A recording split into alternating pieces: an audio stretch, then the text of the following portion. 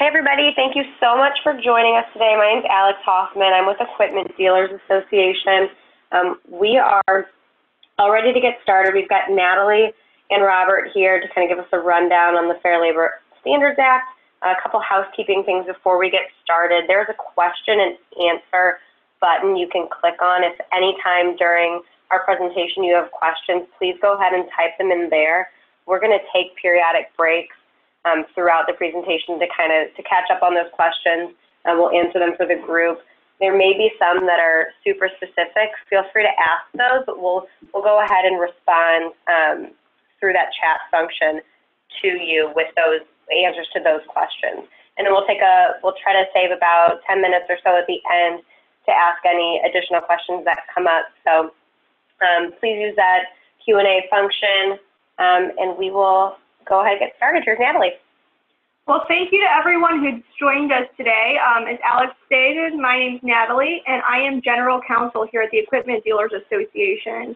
We're so glad to have all of you on for this call and this very important issue, the Fair Labor Standards Act. Before joining EDA, I worked for a law firm where I represented employers in various employment-related litigation matters, including FLSA litigation. In addition, I'm joined today by my esteemed co-counsel. Our outside counsel at EDA is Robert. He's a shareholder at Posinelli. He's joining us from Kansas City, Missouri. Robert's practice includes the representation of dealerships all over Missouri and Kansas in various employment-related matters, including FLSA claims. So we're very grateful to have him on the call today, and we're hopefully going to provide you with a lot of information that you need for your dealership. All right, so today we're going to go over a number of FLSA issues, including the recent updates to what are commonly known as white-collar exemptions under the FLSA. Those exemptions include the administrative, professional, and executive exemptions. In addition to the changes to the white-collar exemptions, I will give you an overview of the FLSA exemptions that are commonly used in the dealership setting that remain unchanged by the new Department of Labor rules. Several of these exemptions are specific to farm implement dealers. However, there are a number of other exemptions that will apply to OPA and construction dealers as well. We will also give you some background information about litigation under the FLSA and what you should expect if an employee were to make a claim against your dealership. Finally, I'll give you some information to help you prepare for and hopefully prevent claims against your dealership. If you follow the steps that we lay out today in this webinar, you should be prepared to defend your dealership in the event of a claim. Now that I've outlined sort of what we will cover today, I'd like you to be aware of what I'm not going to cover. I'm not going to cover state wage and hour laws or regulations, as obviously we've got dealers from all over the country in different states. You should be aware, though, that state and local governments may not follow the FLSA. We're not getting into those state-specific modifications to federal law. For example, some states don't recognize farm implement dealership exemptions that we'll cover. And in other states, they have additional overtime or minimum wage exemptions that will apply in the dealership setting. So you need to be aware that there are state exemptions that may differ slightly from the federal rules, and talk with your local counsel about how those local modifications may affect your dealership before you implement any policies or procedures regarding these FLSA rules that we'll cover.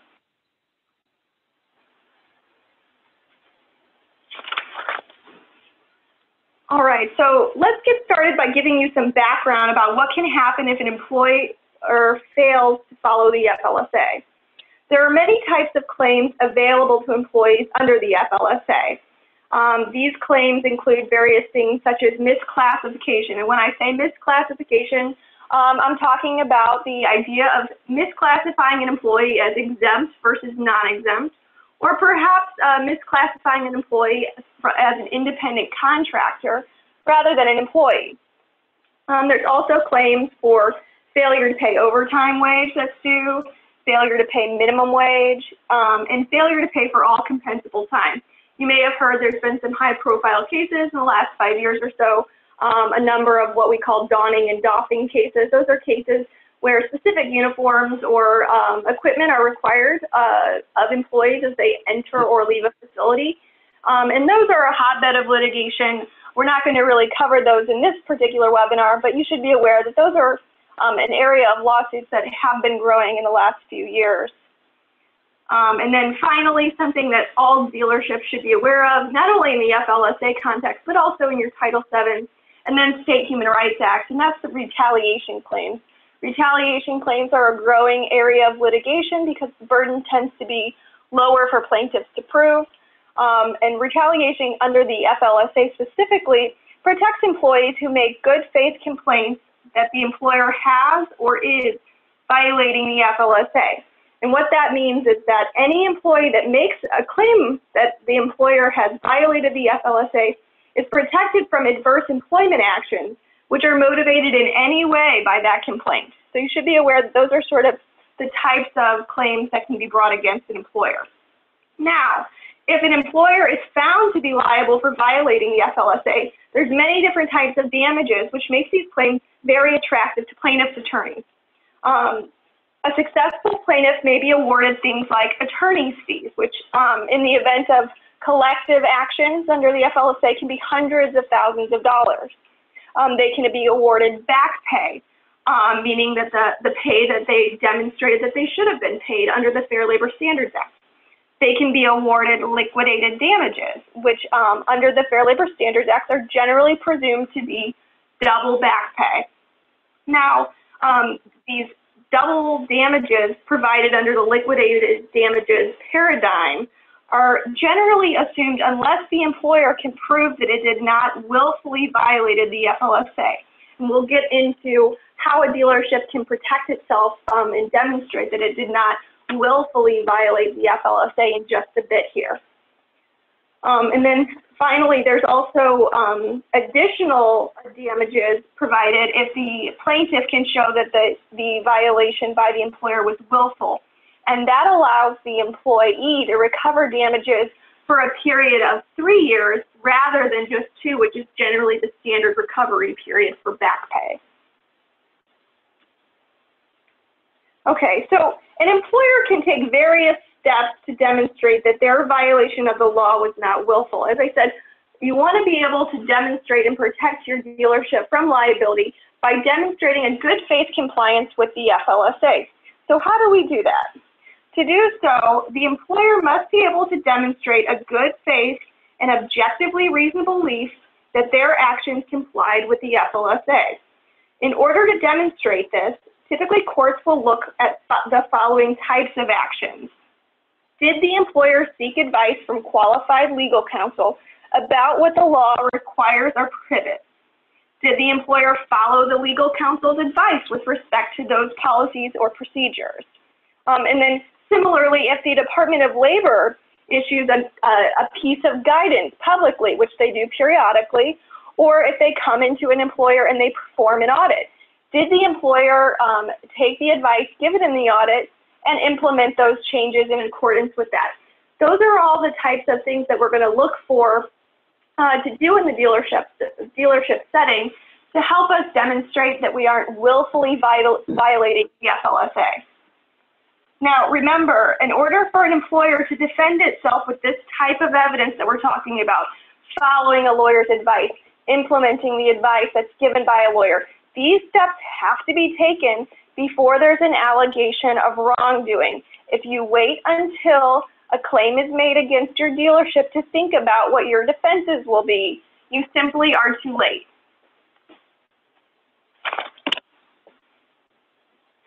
All right, again, the FLSA statutory scheme makes it a very attractive target for smart and capable attorneys.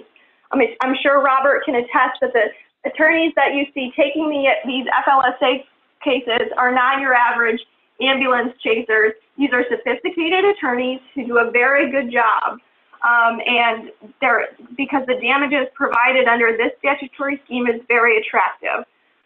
The amount of money paid out by employers, quite frankly, over the last 10 years is quite staggering. And in these situations, you might think, well, I've got employment practices liability insurance. Generally speaking, your EPL policy is not going to cover any unpaid wages, which is what FLSA claims are typically alleging. So when it comes to these settlements that I'm referencing and the amounts paid out by employers, these are amounts not paid out by EPL carriers. These are paid out by the actual employers themselves. And so I would encourage you to look at your EPL policy and see if you, in fact, do at least have cost of defense for these wage hour claims, because if you do get a claim, it will be very costly to defend your dealership. And it's something you should plan ahead and be aware of. And this is Robert. I think that the other thing to remember too, that the FLSA is different from other statutes, is because the definition of employer is so broad that you as an owner of a dealership could be held individually liable for any damages if a judgment is found against the pay practices. Right. So in addition to the various types of damages that we've already discussed, the collective nature of these claims is also something that makes them very dangerous. And it's something that you should be aware of how this process would work if, in fact, there was an allegation of wrongdoing in your dealership. The process used by the courts, in essence, allows the plaintiff's counsel to educate your employees in the dealership as to what you've allegedly done wrong, and then it invites those employees to sue you. And this is often done on the employer's dime, and it can be fairly disruptive to the employer's operation. So courts have ordered employers to disseminate these notices that are prepared by plaintiff's counsel with pay stubs, or to post them in break rooms. And as you can imagine, that's very upsetting to many employers and can be very disruptive to your business operation. We're going to take a quick break now for questions. Robert, do you have any that you want to answer for the group right now? We only had one come up so far about parts managers and exemptions from them for the overtime rule, but we will discuss that a little bit later in detail. But I think it's just very interesting with these types of cases. The prevalence of them has grown exponentially. These cases really didn't start hitting the radar till about 2005, 2006. And to give you an example of how these cases have grown, in the early 2000s, about 2002, 2003, FLSA wage and hour actions filed in federal court only numbered around 500 or so. Well, about 2 years ago, the last time that they did the analysis of it, there's over 60,000 filed. So you can tell from just in the past 10, 12 years that they've grown exponentially. And it is key because of the plaintiff's lawyers. If they get $1, they get their fees. And that's why it's very, very attractive for them, and it makes these cases very dangerous. Well, that's a very good point, Robert. So in some of these cases, you see a very small award, so a very small issue with respect to maybe failure to pay overtime. Maybe it's $1,500 that the plaintiff was actually not paid that they should have been paid. If they get that $1,500 award and that's awarded at trial, that plaintiff's attorney is going to get all of their fees through that time. So if they're billing $350 an hour through a trial, that can literally be hundreds of thousands of dollars that the employer would have to pay that lawyer, even though the alleged wrongdoing, or the wrongdoing as it's found by the jury, is only $1,500. So it's kind of a staggering system, and that's what makes it so attractive to plaintiff's attorneys. Yeah, and the other reason, and we'll talk a little about this later, that it's so attractive to plaintiff's lawyers is, excuse me, is that the FLSA doesn't really have any margin of error for the employer, for the company. If you make a mistake, even if it's innocent, well, I thought we were doing it right, or, this is what we, we're basing on, and this is the way everyone else does it in the industry, or just a misunderstanding of what the regulations say, you are always going to be liable for the underlying back pay of damages, which, again, if there's any type of damages, the plaintiff's lawyers get their fees. I mean, get that, understand that these lawsuits are not being pushed by necessarily Department of Labor or plaintiffs.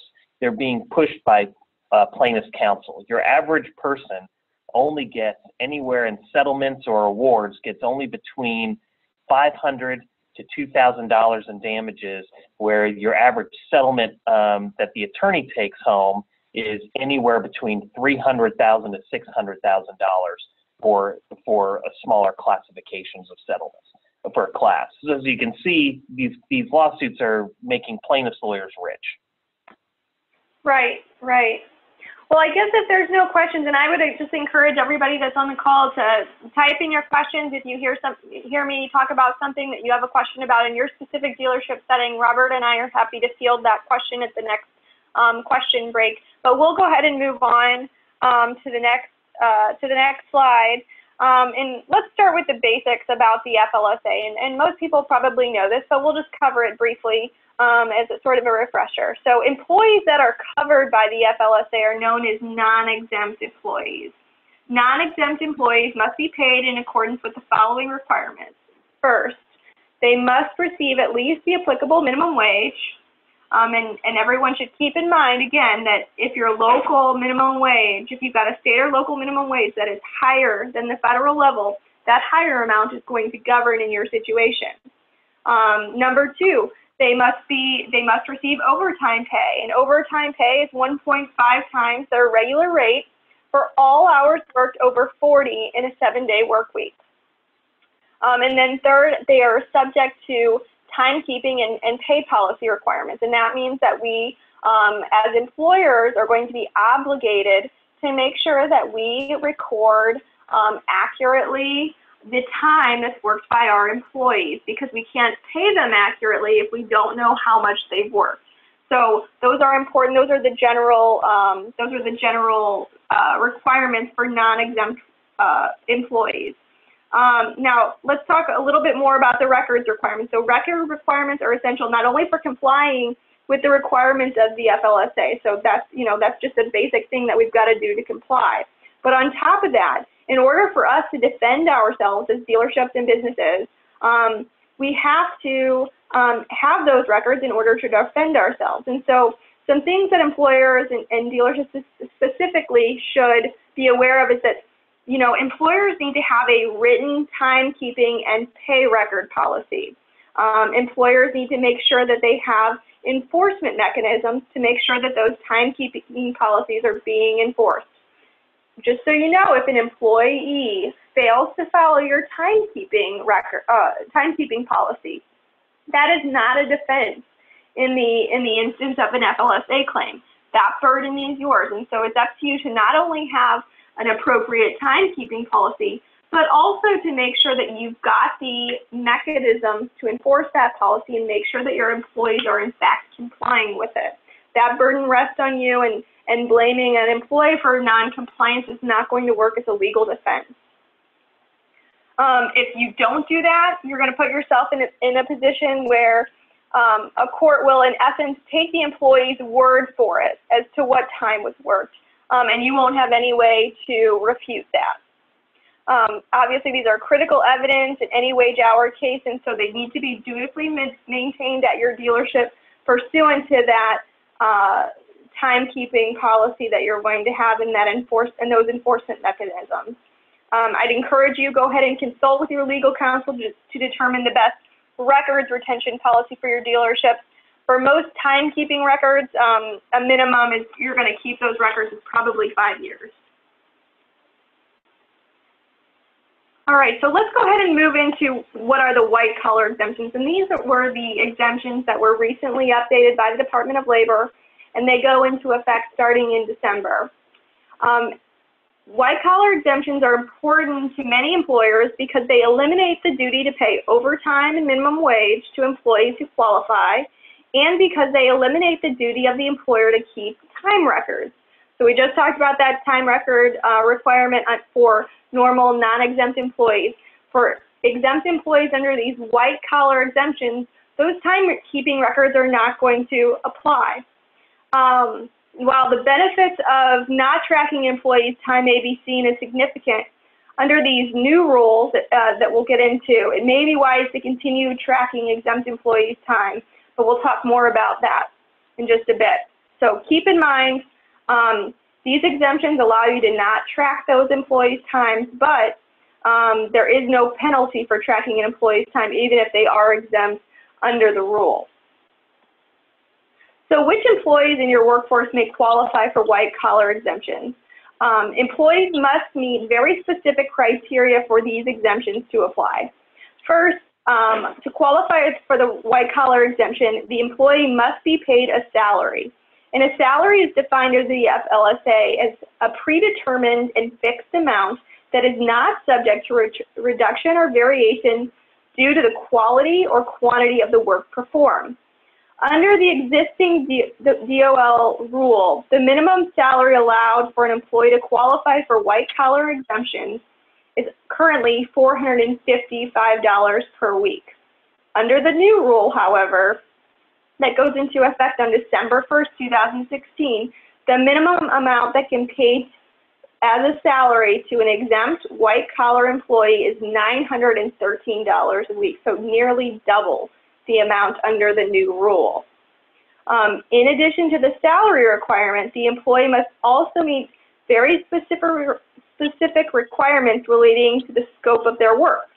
So each white-collar exemption has different duties tests, and the burden is on the employer to prove that the employee is fully qualified both under the duties test that we'll get into in just a bit here, and also that they meet this minimum salary basis for their employment.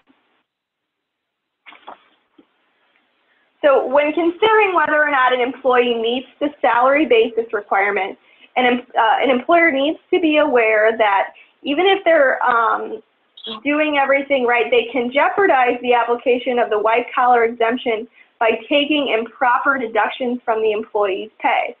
So what's an improper deduction? Employees whom are classified as exempt must be paid their full salary in any week they perform work, regardless of the number of hours actually worked. So the idea behind this is that the employee may work above and beyond the 40 standard hours during many work weeks and not earn anything extra. But if the employee then works less than 40 hours, they shouldn't be penalized. And in theory, this would sort of balance out. So when you talk about what's an improper deduction from an exempt employee's pay, certain deductions are permissible and they're pretty limited. We'll run through them. So during the initial and final work weeks, an employee can be paid for the partial week. So when you're having an employee onboard or exit, you don't have to pay them for the full week during those periods. When an employee is utilizing FMLA leave, that's unpaid leave provided under the FMLA Act, there's no requirement to pay salary during those times. The employer can deduct one or more full days if the employee takes a full day other than for reasons of sickness or disability. And so just to explain this a little bit, so if an employee, again, if an employee takes off, you know, at noon on Thursday to go to a dentist appointment, you're not going to be able to dock them. That would be an improper deduction for that time. But if they take off 2 full days to go on vacation or to take some personal time, those are full days, and you can deduct that. That would be a proper deduction. Employers can also implement a paid sick leave policy and pay salaried employees in accordance with that. That's deemed to be a proper deduction.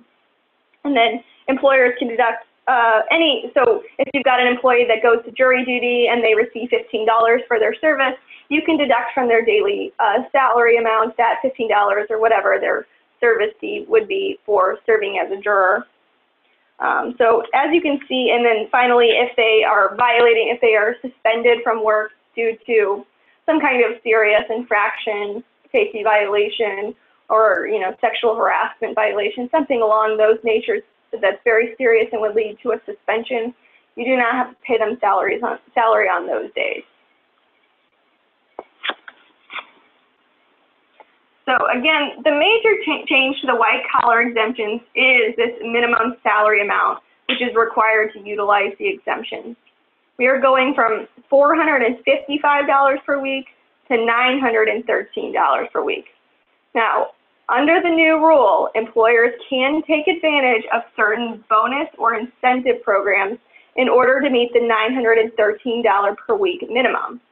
Any bonus or incentive that is used to demonstrate that the employee is paid the minimum amount must be paid on a quarterly or more frequent basis. And so what this means is that annual bonuses, if you've got a system at your dealership where employees receive substantial annual bonuses, it doesn't matter how substantial those annual bonuses are.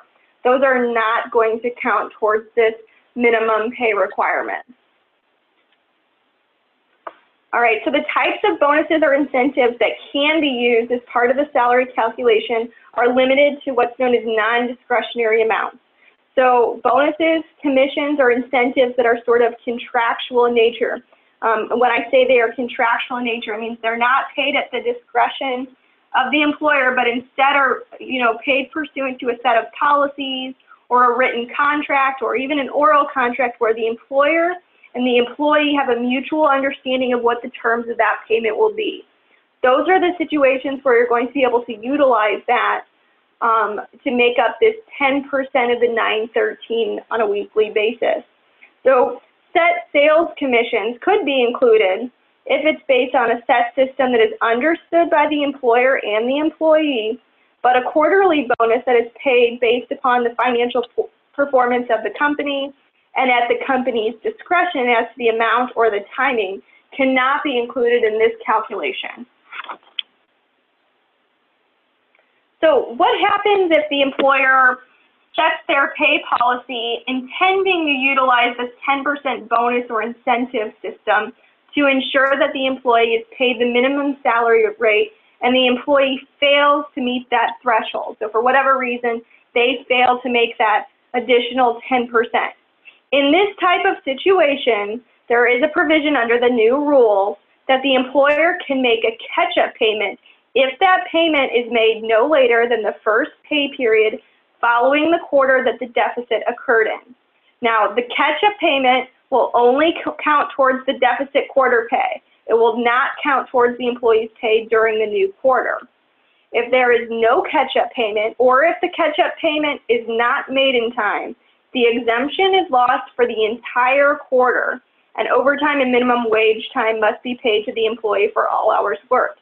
Now, I mentioned this earlier, that typically the benefit of these white-collar exemptions is that you don't have to track your employees' time.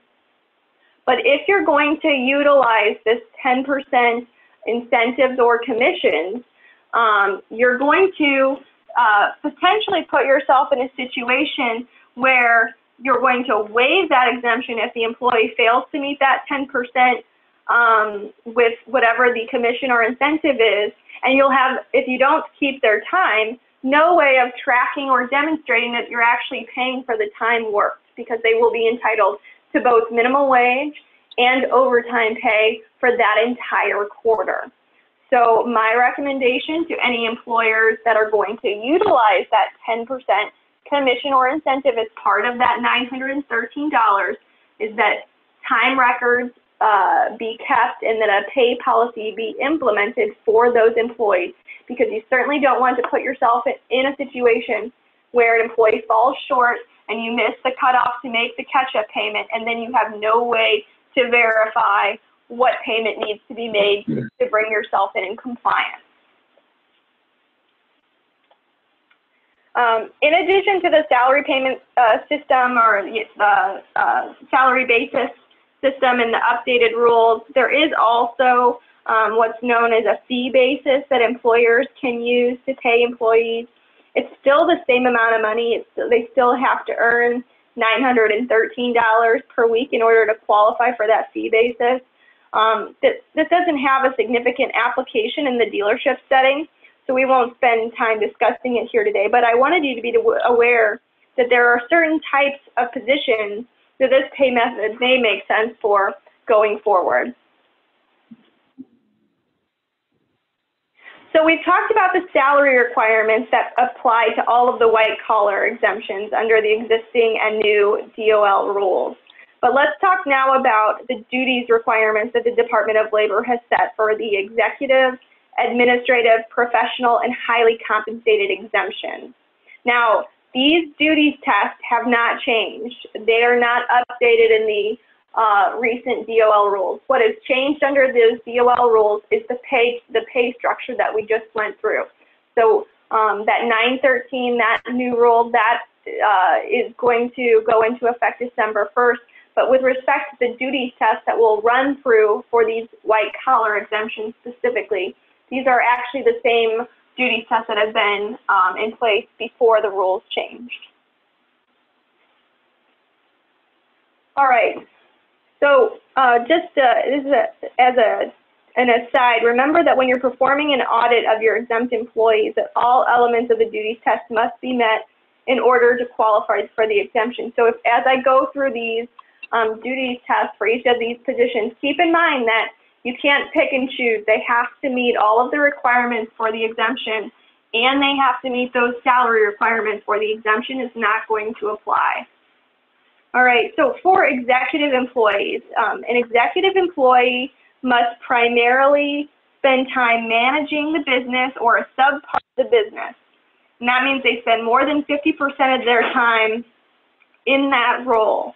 The employee must supervise and direct the work of 2 full-time employees or their equivalent. So, for example, maybe there's not 2 full-time employees, but there's 1 full-time employee and 2 part-time employees, or 4 part-time employees. Whatever the equivalent, that employee has to be supervising at least 2 full-time employees or the equivalent. And then the employee must have the authority to hire, fire, advance the career of employees, discipline employees, or at a minimum, their word must be given particular credence with respect to the employees that they direct and supervise. So we're really looking for people that are true managers, that have true managerial responsibility with respect to hiring, firing, promotions, reviewing, guiding the job prospects and the career prospects of the people that are working for them. That's what we're looking for. That's what the Department of Labor will be looking for if you are to utilize, or if you do utilize, this exemption. And again, just keep in mind, title alone does not ensure that an employee is going to meet these requirements. They have to meet the actual duties test. They have to actually be spending 50% of their time managing. They have to supervise at least 2 employees, and they have to have that certain level of authority and discretion, or they're not going to qualify for this particular exemption. So the next exemption, the next white-collar exemption we'll talk about is the professional exemption. In order for an employee to be qualified for a professional exemption, the employee must be involved in the performance of work requiring advanced knowledge, meaning that the duties are intellectual in nature and requiring the use of discretion and judgment. Again, when the DOL uses the word primary, they mean that more than 50% of their duties, more than 50% of their work time is spent utilizing that advanced knowledge in a way that requires judgment or discretion.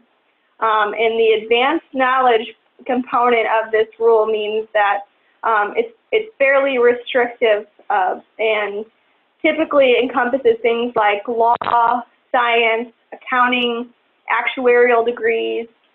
Typically, someone with a trade degree will not qualify for this exemption, even if their course of study was something that's arguably scientific. In the dealership setting, this might cover someone like an agronomist or an inside accountant, but it's probably not going to apply to a mechanics or a mechanics manager. Even if they have arguably a scientific skill set, it's not going to apply to them because they don't meet that intellectual, prolonged course of study element that the DOL will look for under this exemption. So the next exemption that's provided under the white-collar exemptions is the administrative exemption. The administrative exemption is the most litigated exemption under the FLSA. Its requirements are provided, they provide employers with the grayest area to deal with.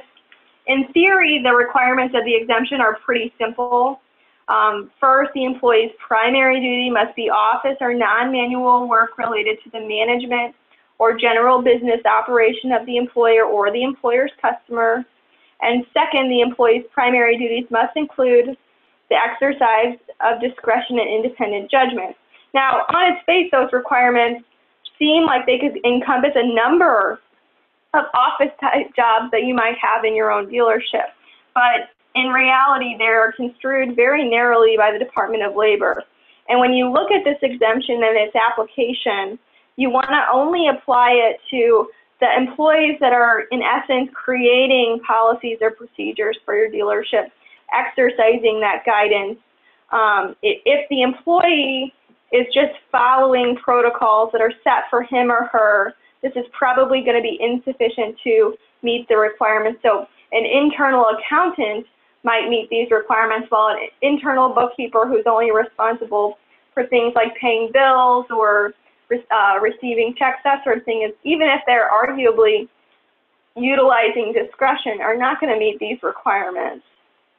Again, this exemption in particular is very complicated in its application, and I encourage you to consult with qualified legal counsel about your specific needs before determining whether or not an employee is going to be classified under that exemption.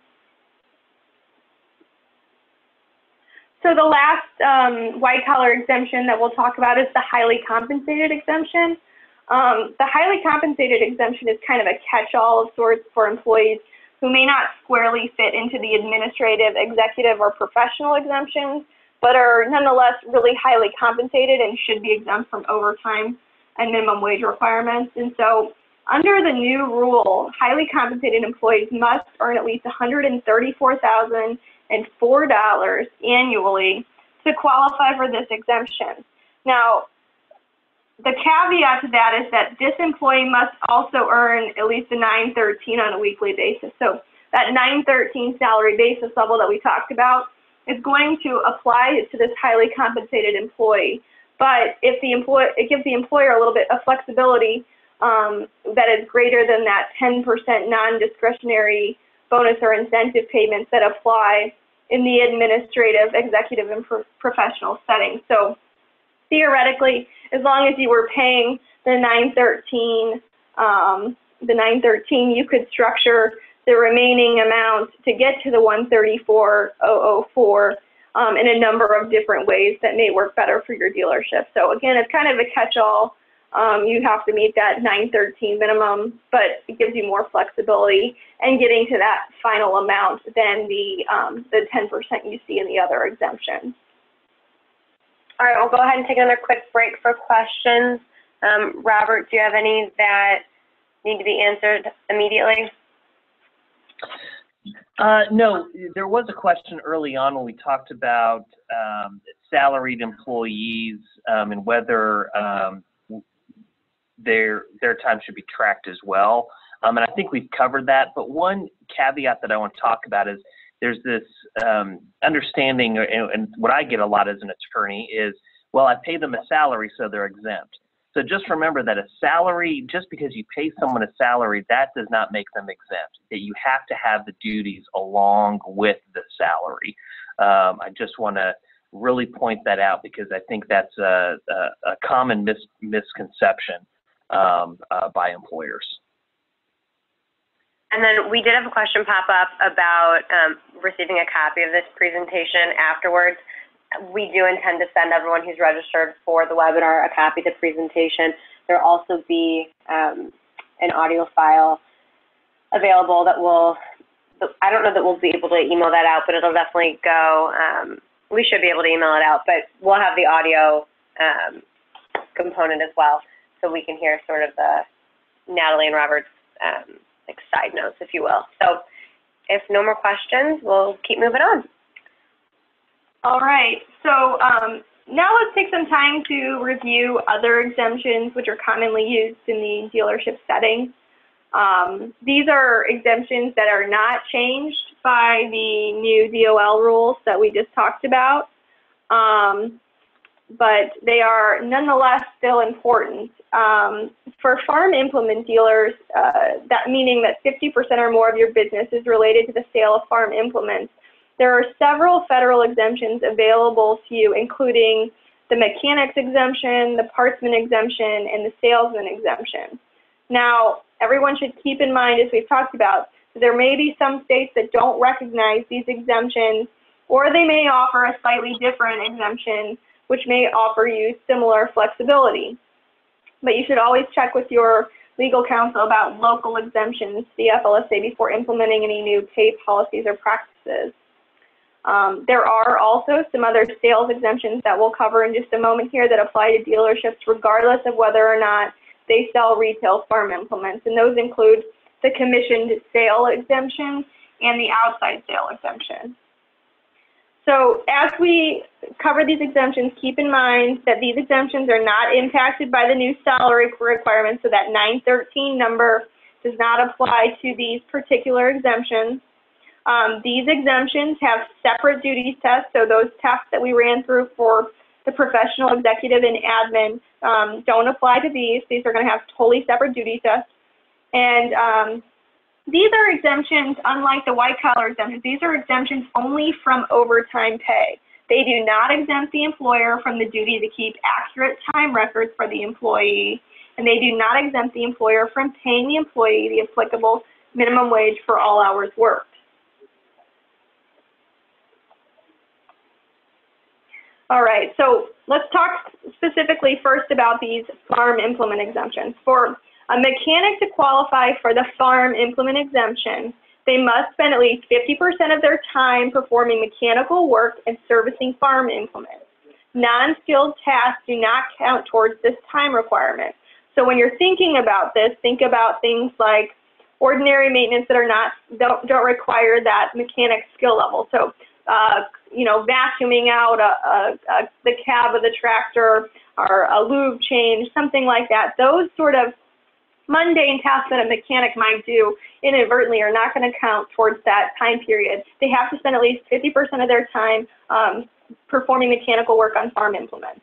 And so depending on the structure of your dealer, if you're solely an ag dealer, this is probably a no-brainer. But if you've got a blended dealership where you also sell construction equipment or OPE equipment, you want to make sure that you're actually meeting that time threshold and that requirement.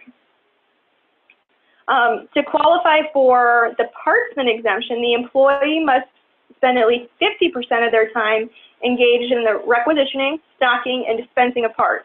Now keep in mind that employees that deliver parts do not qualify for this exemption, while parts managers do. So Robert, can you shed a little light on the current state of the partsman exemption? Yeah, the partsmen and service managers was recently challenged, and this wasn't in the agricultural or farm implementation dealers, but in just the regular car auto dealers, which really applies the same thing. It's the same exemption. But last year, the Ninth Circuit held that some old DOL regulations saying that service advisors or partsman types of supervisors saying that they were exempt was no longer in effect because in 2013, the DOL decided to change their mind. Well, this was appealed up to the Supreme Court, and the Supreme Court stated that no, Department of Labor, you can't change the rule in the middle of the game when people are relying on this without giving some type of notice to the businesses that you're changing the rule that's affected by the rule, and you have to give some type of reasoned explanation on why you're changing the rule. Well, the Department of Labor in their 2013 guidance that changed the rule about those individuals being exempt and changing them to non-exempt, or not falling under that exemption, changed it without any type of explanation whatsoever.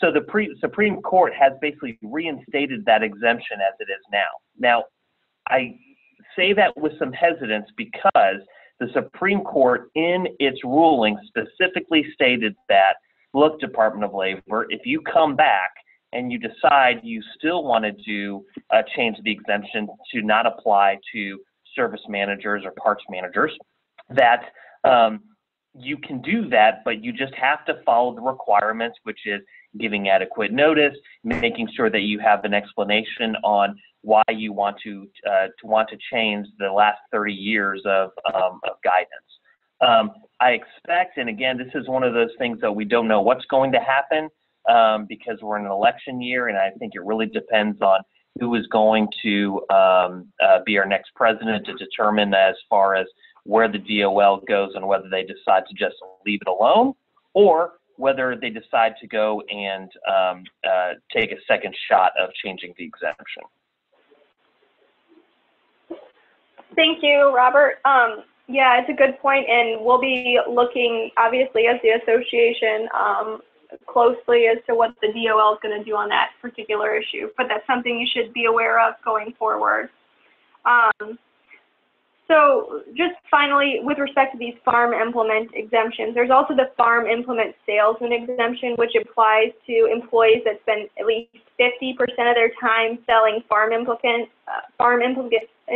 Again, if you're a straight ag dealer, this is probably a no-brainer for your dealership. But if you have a salesperson who sells ag as well as non-ag, you want to make sure that they are meeting this time allocation threshold, or they're not going to qualify for the exemption. Again, these exemptions that we just covered for farm implement dealers are exemptions from overtime pay, but they are not exemptions from the employer's timekeeping requirements or the applicable minimum wage. And remember, to the extent that a state or local minimum wage is higher than the federal minimum wage, that amount will control the amount that you have to pay your employees. All right, so we're going to move on to some exemptions that apply to both agricultural and other dealerships. So these are going to apply to our construction and OPE dealers as well. The only requirement for the commissioned sales exemption to apply is that the company is recognized as a retail seller of goods and services in a particular industry, and the employer earns at least 75% of its annual dollar value of sales in goods and services. Now, this should encompass most dealership models. And what this commission sales exemption requires is that at least 50% of the employee's total compensation is based upon commission sales, and that the employee earns at least 1.5 times the applicable minimum wage for each hour worked. So this pay standard, this 1.5, the applicable minimum wage has to be met on a weekly basis. You can't do this on a quarterly basis like you can with the white collar exemption. So remember, even for employees that fall squarely in this exemption, in this commission sales exemption, you must remember that the employee should follow a written timekeeping and pay policy to ensure that that employee is being paid at least 1.5% or 1.5 times the minimum wage for all hours worked. This is the employer's best evidence if there's an allegation of wrongdoing, these timekeeping records.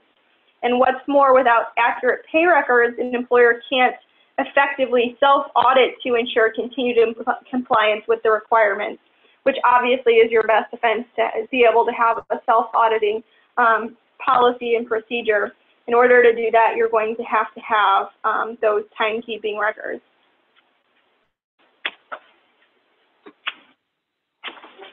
All right, the last exemption we'll cover today is the outside sales exemptions, and this will also apply to dealerships which do not sell farm implements. So again, this is going to apply not only to farm implement dealers, but also to our construction and OPE.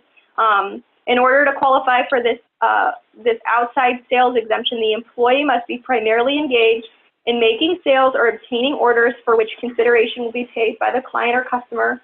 This is just a fancy way of saying that the employee will exchange goods or services of the employer to the customer for money, and that the employee customarily works away from the employer's place of business. This away requirement is construed narrowly, and it's designed to apply to salesmen who are truly sort of, quote, out on the road, so to speak, and they're not those who work at remote offices, which are essentially extensions of the employer's place of business. So an employee who works in a home office for a significant portion of their work time may in fact be construed as still working at the employer's place of business, depending on the situation. Again, this is sort of a complicated area with the prevalence of remote officing in all kinds of industries. This is a hot issue that you'll want to consult with your legal counsel if you have any questions as to whether or not your outside sales are truly outside sales within the meaning of the exemption. So, unlike the commission sales exemption, where they're still going to be subject to that timekeeping, an employee who is truly qualified as an outside sales exempt employee is going to be exempt from overtime pay, is going to be exempt from minimum wage requirements, and is going to be exempt from timekeeping requirements. So they are actually exempt from all of those requirements, unlike those commission sales for, exemption, which still implements at 1.5% of the applicable minimum wage and the timekeeping requirements. So a little bit different in the requirements, and also a little bit trickier on determining whether or not they're truly outside sales. So make sure you consult with your legal counsel about that issue. And I believe our next slide is for questions, and we do have some questions, but given the time, I would like to go ahead and just sort of save those towards the end and try to hustle through the rest of the content. So now that we've covered a number of exemptions that are applicable in the dealership setting, I just want to give you some practical advice for preparing for a wage hour claim. First, dealership leadership and management, and I can't stress the importance of this enough, need to be both aware of and supportive of legal compliance audits and other compliance efforts. In the event of a lawsuit, it is not good to have the leadership of a dealership seem unfamiliar with legal compliance matters. Given the vast amount of issues that a dealership owner may encounter on a daily basis, it's best to have the person responsible for briefing leadership on compliance efforts to do so, not only verbally, but in writing.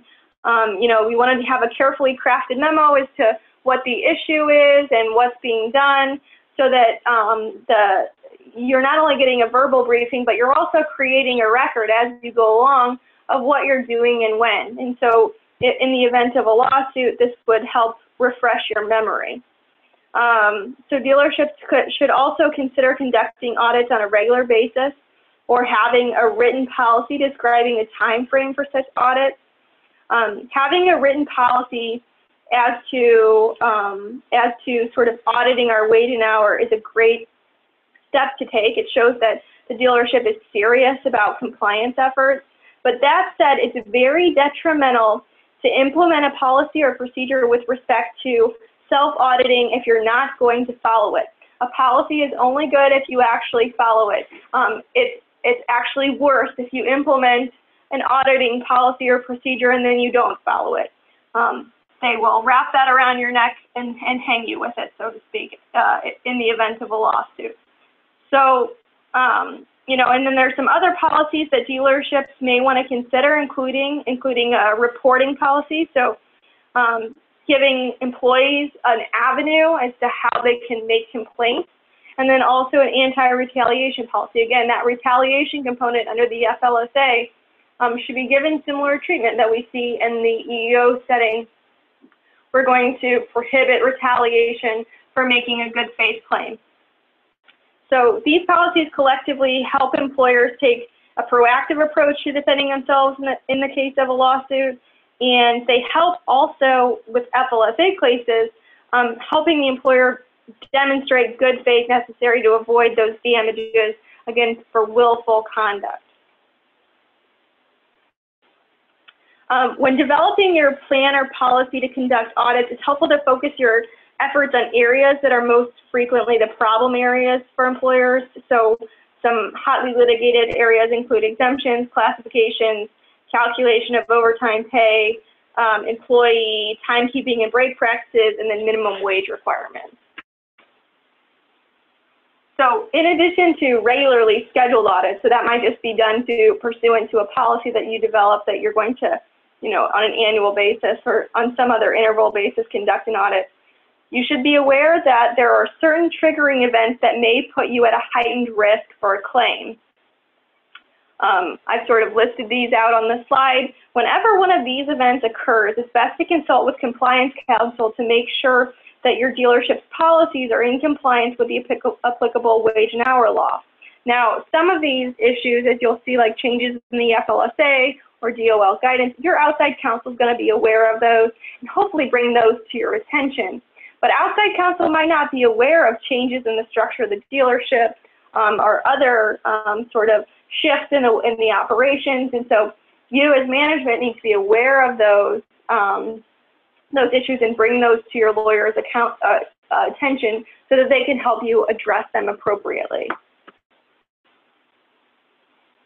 Again, so when conducting an audit, you should keep in mind audits are not all created equal, and management should be involved in the process. You need to be helping to set the parameters for any given audit or other compliance measures based upon the specific situation at hand.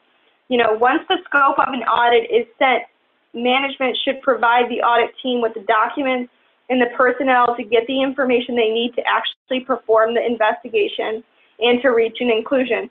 You know, an audit, ordering an audit is not enough. The audit will only be as accurate as the information that you provide to the audit team. So it's important that from a management perspective that you help not only set the paradigm for what the audit is going to include, but also making sure that that audit team gets the very best information that they need in order to perform that audit. So when contemplating an audit or an audit policy or procedure, it's important to identify who will be responsible for performing the audit and who will be a member of the audit team. Audits are typically not performed by one person alone. One person is usually not equipped to do an audit all by themselves. What you'll need to do is assemble a combination of individuals who are skilled on the legal aspects of wage and hour compliance, such as HR employees that are internal or HR consultants, and then labor and employment counsel, as well as employees who have first-hand knowledge as to how things actually run. So providing your audit team with job descriptions is a great idea. However, that's not good enough. We need to make sure that we are seeing how things run, you know, the actual way things are functioning, because what's in a job description and what's done day-to-day by an employee could be totally different. We want to make sure that those job descriptions are then being updated to accurately reflect that employee's role, and that we're actually considering what they actually do in determining whether or not they fit into any of the set exemptions. And just as a final sort of note, keep in mind that going through the motions of an audit is not enough to demonstrate that the employer did not willfully violate the FLSA. The audit must be undertaken in good faith with an intent to remedy any issues discovered and/or to follow the advice given by your legal counsel or by the DOL. So just performing an audit on its face is not enough to defeat that willfulness standard. You've got to do more. So again, you go through all the process, you've done everything right. You should remember that all the efforts in the world to comply with the FLSA are great, but what will ultimately persuade a jury in the event of a claim is the documentation that you prepare before you have any kind of incentive to lie. So oral testimony can be great for employers. However, memories fade over time, and lawsuits are often occur several years after an action or series of actions was taken by an employer. To give your dealership the best defense you can, you should make sure that all of your efforts, including the audits, compliance reviews, and the like, are thoroughly documented so that you can prove what was done, by whom, and when, even after your memory and the memory of your employees fades. You should also thoroughly document what actions, if any, you were taken to remedy any of the issues that were uncovered. Conversely, and perhaps more importantly, you want to have a detailed explanation as to the legal reasons why no action was taken. If an audit is performed and no action is taken, employers often forget about this step, but it's often just as important to prove why nothing was done as it is to prove why remedial steps were taken. So with that, we've reached the end of our time, but we'll stay on another 5 minutes and take questions if there's any further. Yeah, thank you guys for sticking with us. We did run a little bit over. Robert, I know you've been answering some questions as we've gone along. If there's any you think would be a great, I guess, contribution to the presentation that would affect a lot of people, we'd love for you to share those with us. Well, yeah, there's a lot of there's a lot of very specific ones about paying salary versus commission and meeting the 913 requirement. The only thing I will say is it's hard in a seminar like this to give you details on every single specific position that you have.